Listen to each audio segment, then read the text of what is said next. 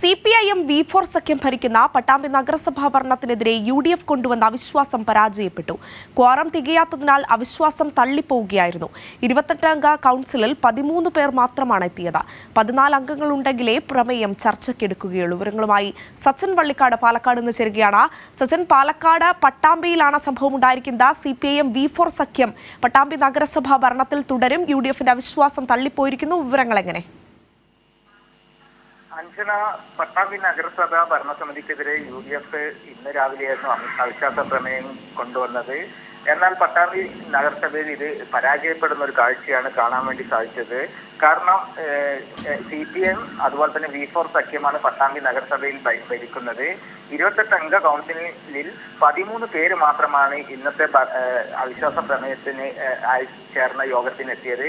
Quorum തികയാത്തതിനാൽ ഇത്തരത്തിലുള്ള ഒരു അവിശ്വാസ പ്രമേയം പരാജയപ്പെടുകയാണ് ഉണ്ടായിരുന്നത്. കാരണം 28 പേരെങ്കിലും നഗരസഭാ യോഗത്തിൽ പങ്കെടുക്കണമായിരുന്നു. 14 അംഗങ്ങൾ ഉണ്ടെങ്കിലേ നഗരസഭയിൽ പ്രമേയം ചർച്ചയ്ക്കെടുക്കുകയുള്ളൂ.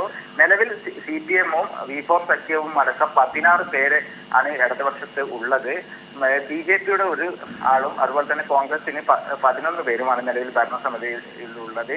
ലൈഫ് മിഷൻ അതുപോലെ തന്നെ നഗരസഭയിലെ കുടിവെള്ള പ്രശ്നം തുടങ്ങിയവ ചൂണ്ടിക്കാട്ടുകയായിരുന്നു കോൺഗ്രസ് പട്ടാമ്പി നഗരസഭയിൽ അവിശ്വാസ പ്രമേയം കൊണ്ടുവന്നത്.